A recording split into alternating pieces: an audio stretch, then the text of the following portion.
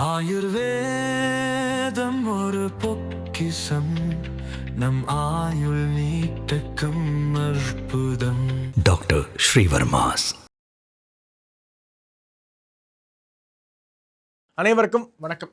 ராஜினாமா செய்த மத்திய அமைச்சர் திரு தர்மேந்திர பிரதான் அவர்கள், இதுதான் நாடு முழுக்க பேசுபொருளாக ஆகியிருக்கு.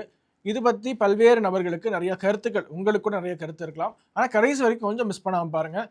கொஞ்சம் இம்பல்சிவ் ஆகாம கொஞ்சம் பொறுமையாக இந்த ஒரு தருணத்தை ஹேண்டில் பண்ண வேண்டிய கட்டாயம் நமக்கு இருக்கிறது. இந்த ஒரு நியூஸை கேள்விப்பட்ட உடனே இந்த போராட்ட களத்துல ஜந்தர் மந்தர்ல அவங்க கொண்டாட்டத்தை பார்க்கணுமே, வாழ்க்கையில் பெருசா ஏதோ சாதித்து விட்டதாக போட்டு உருண்டு பிறண்டு அந்த வீடியோ பாருங்களேன்.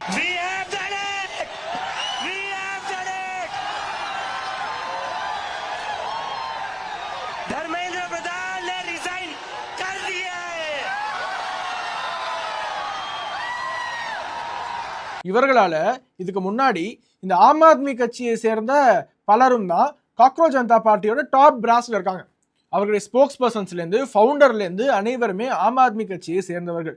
இந்த ஆம் ஆத்மி கட்சி எது? ஃபோர்ட் ஃபவுண்டேஷன் போன்ற சிஐஏ மற்றும் டீப் ஸ்டேட் கிட்ட இருந்து அரவிந்த் கெஜ்ரிவால் மற்றும் மனிஷ் சிசோடியாவுடைய என்ஜிஓஸ்க்கு பல வருஷமா ஃபண்ட்ஸ் வந்துட்டு இருந்துச்சு அப்படிங்கிறத போன வீடியோல எந்தெந்த என்ஜிஓ எப்படி எப்படியெல்லாம் வந்து ஃபண்ட்ஸ் வாங்கினாங்கன்னு உங்களுக்கு சொன்னேன். ஸோ சிஐஏனுடைய ஒரு பப்பெட்டாக உங்க ஆட்சி மாற்றத்துக்காக ஒரு பொம்மையாக அமர வைக்கப்பட்டவர் தான் அரவிந்த் கெஜ்ரிவால். அவரோட அல்லக்கைகளாக இருப்பவங்க தான் இவங்க, இந்த காக்ரோச் ஜனதா பார்ட்டியோட டாப் பிராஸ். ஸோ தர்மேந்திர பிரதானை ஒரு எக்ஸ்கியூஸாக வச்சு இப்போ வந்து இவங்க ஒரு வெற்றி கண்டுட்டதாக ஆட்டம் போட்டுட்டு இருக்காங்கல்ல. இந்த காக்ரோச்சஸ்ல இப்ப என்ன சொல்றாங்கன்னு பாருங்க. தர்மேந்திர பிரதான் ரெசிக்னேஷன் மூலமாக நம்ம ஜெயிச்சிட்டோம். ஓகே, இது எதை ப்ரூவ் பண்ணுதுன்னா, நம்ம யாரும் இந்த அரசாங்கத்திற்கு அடிபணியாம இருந்தா அடுத்தடுத்து யாரோட ரெசிக்னேஷன் வேணா நம்ம கேட்டு பெற முடியும் அப்படின்னு சொல்றாங்க. அது மட்டும் இல்லாம இந்த டெல்லி போலீஸ் இருக்காங்கல்ல, அவர்களை பார்த்து தர்மேந்திர பிரதானே போயிட்டாரு, நீங்கெல்லாம் யாரு, லத்தி எடுத்தீங்கல்ல, உங்களுக்கு இருக்குங்கிற அளவிற்கு இவங்க ஓப்பனாகவே டெல்லி போலீஸை மிரட்டும் துணியில பேசியிருக்காங்க இந்த காக்ரோச்சஸ். ये जो लाठियां चलाई है ना अपने अमित शाह और मोदी के नाम पर, अभी एक इस्तीफा हुआ है, याद रखना कॉकरोच से पंगा नहीं लेना है. अगर एक मंत्री का इस्तीफा ले सकते हो तो तुम लोग क्या हो, तुम्हारी हमने लाठियां खा ली, सर फुड़वा लिया. इस देश के स्टूडेंट्स ने बहुत हिम्मत वाला काम करा. சரி, இப்போ இதுல பல்வேறு கருத்துக்கள் உங்களுக்கு இருக்கலாம். நீங்க என்னதான் சொன்னாலும் தர்மேந்திர பிரதான் ரிசைன் பண்ணிடக்கூடாது, இது ஒரு தவறான முன்னுதாரணத்தை செட் பண்ணுது. யார் வந்து போராட்டம் நடத்தி வன்முறையில் ஈடுபட்டு பொது சொத்துக்களை நாசப்படுத்துகிறார்களோ அவர்களுக்கு இந்த அரசாங்கம் அடிபணியுங்கிற மெசேஜ் இந்த அரசாங்கம் கொடுக்கிறது. அப்படி ஒரு மெசேஜை கொடுக்கக்கூடாது என்று நீங்கள் கருதினால் இது வந்து நியாயமாக அனைவருக்கும் இருக்கக்கூடிய ஒரு கருத்து தான். அரசாங்கம் எப்பேற்பட்ட ஒரு அழுத்தத்திற்கும் அடிபணிய கூடாது என்பது ஓகே. இன்னொரு தரப்புல பாருங்க, அவர்களை பொறுத்த வரைக்கும் தேசத்தினுடைய பாதுகாப்பு, தேசத்தினுடைய நலன், மாணவர்களுடைய நலன், தேசத்தினுடைய எதிர்காலம், எதை பத்தியுமே கவலை கிடையாது. அவங்க நீதிக்கு வருவாங்க, பொது சொத்தை நாசமாக்குவாங்க, சிஆர்பிஎஃப் போட்டு அடிப்பாங்க, டெல்லி போலீஸ் அடிப்பாங்க, மாணவர்கள் மேல வழக்கு வந்தாலும் பிரச்சனை இல்லை. எப்பேற்பட்ட ஒரு நிலையிலையும் மாணவர்களை முன்னாடி விட்டுட்டு இவங்க போய் பர்கர் சாப்பிட்டு இருப்பாங்க. Cockroach Janata party top brass யாருமே போய் அடி வாங்க மாட்டாங்க. அவர்களை பொறுத்த வரைக்கும் their political agenda is so clear, they want regime change in India. ஆனா இந்திய அரசாங்கம் அப்படி இருக்க முடியாதுங்க. திடீர்னு நீங்க வந்து தர்மேந்திர பிரதான் டிசைன் பண்ணோன்னே இப்படி சொல்லுவீங்களா, மாத்தி மாத்தி பேசுவீங்களா நீங்க கேட்டா, நேத்து என்னோட வீடியோ எடுத்து பாருங்க. நேத்து வீடியோல கூட சொல்லியிருந்தேன், அவர்களுக்கு எதை பத்தியுமே அக்கறை கிடையாது. ஆனா பாரத பிரதமர் நரேந்திர மோடி அவர்களுக்கு நாட்டை பத்தி அக்கறை இருக்கு. சோ தேசத்திற்கு எது சரி என்று பார்த்து செய்ய வேண்டிய ஒரு கட்டாயம் இருக்கிறது. ஒரு உயிர் கூட நாடு முழுக்க போய்விடக் கூடாது என்ற ஒரு அச்சம் இருக்கிறது. அதனால அவர் சரியான நேரத்துல சரியான டெசிஷன் எடுப்பாருன்னு நான் சொல்லியிருந்தேன். இது சரியான நேரத்துல ஒரு டெசிஷனாக பார்க்கப்படுகிறது. இந்த டெசிஷன் பத்தி பேசுறதுக்கு முன்னாடி இதுக்கு முன்னாடி நடந்த ஒரு நகர்வை பத்தி சொல்லிட்டு இதை பத்தி பேசணும்னு நினைக்கிறேன். ஃபார்மர்ஸ் ப்ரொடெஸ்ட்க்கு அப்புறமா வேளாண் சட்டங்களை திரும்ப பெற்றார் நரேந்திர மோடி. பஞ்சாப் எலெக்ஷன்ல ஜெயிக்கவே முடியாது எல்லாருக்குமே தெரியும். பஞ்சாப் எலெக்ஷன்ல எப்படி இருந்தாலும் பாஜக ஜெயிக்க போவது கிடையாது. அப்ப எதற்காக வேளாண் சட்டங்களை திரும்ப பெற்றார் என்றால், அகைன் தேச பாதுகாப்பு, தேச நலன். ஒரே ஒரு லைன் இதுதான், இந்த ஈகோ, தனிப்பட்ட பிரச்சனை, அவன் என்ன சீண்டி பார்த்துட்டான், இவன் எனக்கு சவால் விட்டு பார்த்துட்டான் என்று அரசாங்கம் ஈகோவை பார்க்காமல் என்ன செய்ய வேண்டும் என்றால், இப்போ என்ன பண்ணா நாட்டில் அமைதி திரும்பும் அதை யோசிக்க வேண்டும். அப்போ ஃபார்ம் லாஸ்ல நீங்க அந்த ஃபார்ம் லாஸ்ங்கிற அந்த பேஸை வச்சுதானே நீங்க வந்து போராடுறீங்க, அதை உருவுறேன். இதுக்கப்புறம் போராடினால் மக்கள் உங்களை கண்டுகொள்வார்கள். இதுக்கப்புறம் உங்களால் வன்முறையில் ஈடுபட முடியாது, பொது சொத்துக்களை நாசமாக்க முடியாது, செங்கோட்டையை தாக்கி காலிஸ்தானி கொடியை ஏற்றி இந்திய கொடியை இறக்க முடியாது. வேளாண் சட்டங்கள் அன்று திரும்ப பெறப்படாவிட்டால் அன்னைக்கே இந்தியாவில் ஒரு ரெஜிம் சேஞ்ச், ஆட்சி மாற்றம், செயற்கையான ஆட்சி மாற்றம் ஏற்பட்டிருக்கும். கவர்மெண்ட் டாப்ல ஆச்சுன்னா இந்த நாட்டில் என்ன நடக்கும் என்றே தெரியாது. மிகவும் பதற்றமான சூழலுக்குள்ள போயிடும். தடியெடுத்தவன்லாம் தன்னல்காரன், பெரிய கலவரம் வெடிக்கும், இன்ஃப்ளேஷன் அதிகமாகும், அன்எம்ப்ளாய்மெண்ட் அதிகமாகும், ஜாப்ஸ் லாஸ் ஆகும், நினைத்து பார்க்க முடியாத அளவிற்கு சேதங்கள் ஏற்படும். அதனால அன்னைக்கு அந்த டாக்டிக்கல் வித்ட்ராவலை செய்ய வேண்டியதா இருந்தது. இன்னைக்கு மீண்டும் இதை செய்வதற்கான காரணம் நாடு முழுக்க நீங்க நினைச்சு பார்க்கறதுக்கும் மேல அந்த அளவிற்கு ஒரு பதட்டமான சூழல் எல்லா இடத்துலயுமே நடக்க ஆரம்பிச்சிருச்சு. எங்க பார்த்தாலும் போராட்டம் போராட்டம் போராட்டம் என்று வீதிகள் முழுக்க போராட்டங்கள் வெடிக்க ஆரம்பிச்சது.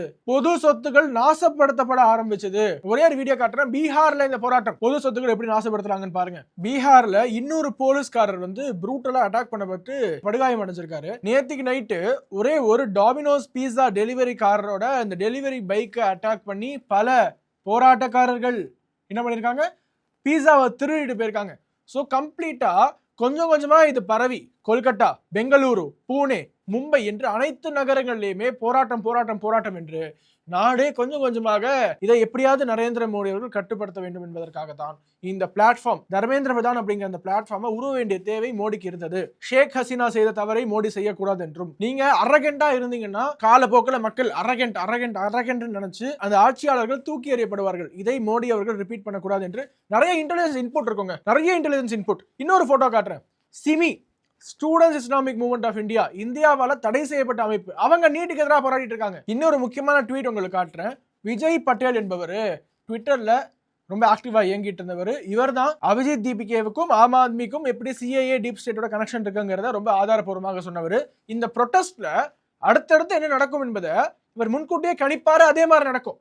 இவர் ஒரு போஸ்ட் போடுவாரு, அடுத்த நாள் அதே மாதிரி நடக்கும் இந்த ப்ரொட்டஸ்ட்ல. சோ இந்த ஒட்டுமொத்த டீப் ஸ்டேட் சிஐஏவோட மாடஸ் ஆபரண்டியுமே ரொம்ப தெளிவாக படித்திருக்கக்கூடிய, அதை பத்தி ரிசர்ச் பண்ணிட்டு 24 hours இதான் அவருக்கு வேலை. ஒரு ஃபேக்ட் செக்கிங் யூனிட் வச்சுக்கிட்டு மக்களுடைய கான்ட்ரிபியூஷன்ஸ், பப்ளிக் சப்போர்ட் இருக்கு இல்லையா, அதுல மட்டுமே காசு வாங்கி இயங்கக்கூடிய ஒருவர். அவர் முக்கியமான ட்வீட் போட்டாரு. பங்களாதேஷ்ல என்ன நடந்துச்சு தெரியுமா, எப்படி வன்முறையாக மாறியது என்றால், deep state did a secret deal with the head of a terrorist outfit. ஒரு தீவிரவாத அமைப்போட ஒரு டீலிங் டீப் ஸ்டேட்டுக்கு. his terrorists were dissolved with the students. மாணவர்களாக தீவிரவாதிகள் ஊடுருவி இருக்காங்க. They had rifles from the Bangladeshi security forces which they somehow managed to obtain. Rifles வச்சிருந்திருக்காங்க. In the first round they managed to shoot some students with those government rifles. Government rifles வச்சு students shoot பண்ணிருக்காங்க தீவிரவாத அமைப்போட dealing போட்டு ஆட்சி மாற்றத்துக்காக. This news broke and triggered public anger. Protests reached high level, turning into a real clash between security forces and the mob. Several more died in the clash. Everything was out of the government's control. They left. Then ஆட்சி மாற்றம் அங்க நிகழ்ந்தது. And promise பண்ண மாதிரி ஷேக் ஹசீனா அந்த நாட்டிலிருந்து போனதுக்கு அப்புறமா பல தீவிரவாதிகளை அந்த நாட்டு அரசாங்கம், பப்பட் அரசாங்கம் விடுதலை செய்தது பங்களாதேஷ்ல. இதனால அவங்க ஆட்சி மாற்றத்தில் உதவுனதுனால இந்தியாலயுமே PFI, சிமி போன்ற நிறைய அமைப்புகள் இருக்கு. உமர் காலிதோட அப்பா இருக்காரு இல்லையா, அவரே இந்த ப்ரொட்டஸ்ட்ல கலந்துருக்காரு. உமர் காலித் ஜெயில இருக்கக்கூடிய அந்த உமர் காலிதோட அப்பா இந்த ப்ரொட்டஸ்ட்ல கலந்துக்கிட்டு, he was a former Simi founder, one of the Simi founders இவரு.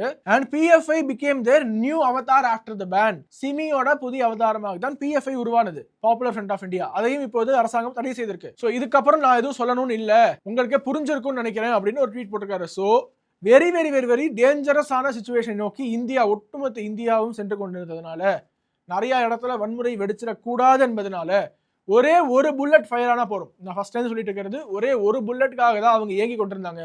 ஒரு புல்லட் ஃபயர் ஆவாதா, அதை வைத்து ஆட்சி மாற்றம் நிகழ்த்தி விட முடியாதா என்று காலிஸ்தானி தீவிரவாதி குர்பத்வந்த் சிங் பன்னு நான் காசை இறக்குறேன்னு சொன்னாரு. இந்தியா பல துண்டுகளாக சிதற வேண்டும், அதற்கு இந்த மாணவர் போராட்டம் யூஸ் பண்ணணும் அப்படிங்கிறாங்க. ஜமாத்தி இஸ்லாமி பங்களாதேஷ் இந்த மாணவர் போராட்டத்திற்கு ஆதரவு கொடுக்குறாங்க. ஸோ ஒரு பப்ளிக் சப்போர்ட் இருக்கக்கூடிய ஒரு ப்ரொட்டஸ்டை எப்படி கட்டுப்படுத்த முடியும் என்றால் மத்திய அமைச்சர் பதவி விலகுவதுதான் ஒரே வழியாக பார்க்கப்பட்டது. இப்போ ஒட்டுமொத்த எக்கோசிஸ்டமும், பாஜக எக்கோசிஸ்டமும் தர்மேந்திர பிரதான் அவர்களுக்கு ஆதரவாக பேக் டு பேக் ட்வீட் போடுறாங்க. மத்திய அமைச்சர்கள், அனைத்து மத்திய அமைச்சர்களும், பாஜகவோட தேசிய செய்தி தொடர்பாளர்கள், பாஜகவோட மாநில தலைவர்கள் என்று அனைவருமே தர்மேந்திர பிரதான் அவர்களுக்கு ஆதரவாக இந்த நேரத்தில் நின்று கொண்டிருக்கிறாங்க. சோ பாஜக ராக் சாலிடா தர்மேந்திர பிரதான் அவர்களோட இருக்கிறது என்பது இது மூலமாக தெரிய வருகிறது. அடுத்தடுத்து கேபினெட் ஷஃப்லிங்ல என்ன நடக்குது அப்படிங்கறத பொறுத்திருந்து பார்ப்போம். ஆனா இந்த நேரத்துல நிறைய பதிவுகள், பாஜக அப்படி செய்திருக்க கூடாது என்று நிறைய பதிவுகள் நீங்க சோஷியல் மீடியால பதிவிட்டு இருக்கீங்க. நமக்கு கிடைக்கிற இன்டெல் ரிப்போர்ட்டை விட, நமக்கு கிடைக்கக்கூடிய இன்ஃபர்மேஷனை விட, நமக்கு இருக்கக்கூடிய அக்கறையை விட 100 மடங்கு அதிகமாக மத்தியில் ஆட்சி செய்யக்கூடியவர்களுக்கு இருக்கு. இது கவர்மெண்ட் ஈகோ, பர்சனல் ஈகோ, அவங்க இந்த அரசாங்கத்தை அடிபணிய வைத்து விட்டார்கள் என்று பார்ப்பதை விட இப்போதைக்கு ஒரு டாக்டிக்கல் வித்ட்ராவல் இருந்தா மட்டும்தான் ஃபியூச்சர்ல நம்ம அடுத்த ஸ்டெப்பை எடுத்து வைக்க முடியும். பாராளுமன்றத்துல ஒட்டுமொத்த எதிர்க்கட்சிகளும் தர்மேந்திர பிரதான் அவர்கள் ரிசைன் பண்ணலன்னா இந்த பார்லிமெண்ட்டையே முடக்குவோம் என்று உள்ள ஒரு கூட்டம், வெளியில ஒரு கூட்டம். பார்லிமெண்ட்டுக்கு வெளியில போராட்டக்காரர்கள், பார்லிமெண்ட்டுக்கு உள்ள இந்த எதிர்க்கட்சிகள். பார்லிமெண்ட்ல சட்டம் இயற்ற வேண்டுமா வேண்டாமா, FCRA பில் பாஸ் பண்ணுமா பாஸ் பண்ண வேணாமா, FCRA பில் பாஸ் பண்ணலன்னா ஃபாரின் ஃபண்டிங் கட் பண்ண முடியாது, ஃபாரின் ஃபண்டிங் கட் பண்ணலன்னா இது மாதிரியான நூற்றுக்கணக்கான போராட்டங்கள் நடந்துகிட்டே தான் இருக்கும். இது ஒரு செயின். இந்த பறந்து விரிந்த பாரத தேசத்துல நிறைய நிகழ்வுகள், என்னால நிறைய பாஜக ஆதரவாளர்கள் டீப்லி ஹர்ட் ஆனதை பார்க்க முடியுது. நீங்க வன்முறையாளர்களுக்கு தான் கேட்குறீங்க, அவங்க ஏதாவது சொன்னா நீங்க அதை அப்படியே கேட்டுக்கிறீங்க, யூ ஆர் சக்கம்பிங் டு ப்ரெஷர் அப்படிங்கிறத நிறைய பேர் போடுறீங்க. ஆனா ஜெனுவினா ஏதாவது தேசியவாதிகள் கருத்து சொன்னா அதை கேட்க மாட்டீங்க என்ற கருத்தையும் நீங்க வைக்கிறீங்க. ஆனா again and again keep com and believe in Narendra Modi. ஒவ்வொரு முடிவுக்கு பின்னாடியுமே 1008 ரீசன் இருக்கும். So more power to you, more support to you prime minister என்று சொல்லி விடைபெறுகிறேன். வணக்கம். வந்தே மாத்திரம். உலக தமிழ் சொந்தங்களுக்கு வணக்கம். நான் ராஜவேல் நாகராஜன். பேசு தமிழா பேசு வலையொலியுடைய வளர்ச்சிக்கு நீங்களும் உறுதுணையாக இருக்கணும்னு நினச்சிங்கன்னா இந்த வீடியோடைய டிஸ்கிரிப்ஷனில் இருக்கக்கூடிய ரேசர் பே லிங்கை கிளிக் பண்ணுங்கள். அந்த லிங்க்கில் போயிட்டு உங்களுக்கு விருப்பமான தொகையை பேசு தமிழா பேசுவனுடைய வளர்ச்சிக்கு உங்களுடைய பங்களிப்பாக நீங்கள் கொடுக்கலாம். நன்றி, வணக்கம்.